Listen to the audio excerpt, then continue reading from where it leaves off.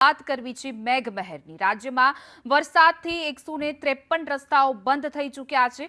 Bhavnagar national highway 3 દિવસથી બંધ છે। 3 સ્ટેટ હાઈવે તથા પંચાયત હસ્તકના 136 રસ્તા બંધ પડ્યા છે। રસ્તાનું જોર ઘટતા વરસાદનું જોર ઘટી રહ્યું છે તો બીજી તરફ બંધ રસ્તાઓ ખોલાઈ રહ્યા છે। જોર ઘટવાના કારણે ધીમે ધીમે રસ્તાઓ ફરી સક્રિય થઈ રહ્યા છે, પરંતુ ભાવનગર હાઈવે છેલ્લા 3 દિવસથી બંધ છે। અનેક એવા વિસ્તારો છે, ગ્રામ્ય વિસ્તારમાં પણ ઘણા કોઝવે ધોવાઈ ગયા છે, ઘણા રસ્તાઓ ધોવાઈ ગયા છે, જેને લઈને હવે રસ્તા બંધ થયા છે। લોકોને ડાયવર્ઝન આપવામાં આવી રહ્યું છે તો લોકો ફરીને જઈ રહ્યા છે તો અનેક એવા ગામડાઓ છે જે સંપર્ક વિહોણા થયા છે।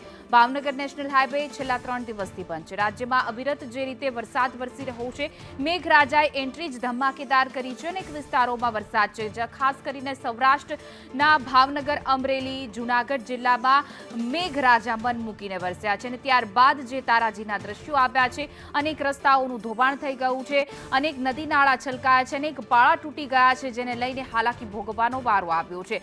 પાણી હજુ પણ ઓસર્યા નથી। ઘણા એવા વિસ્તાર છે, ભાવનગર નેશનલ હાઈવેના પણ દ્રશ્યો જોઈ શકાય છે। અનેક જગ્યાએ ખાડારાત જોવા મળી રહ્યા છે તો નદી નાળા છલકાવાના કારણે અનેક રસ્તાઓ બંધ પડ્યા છે।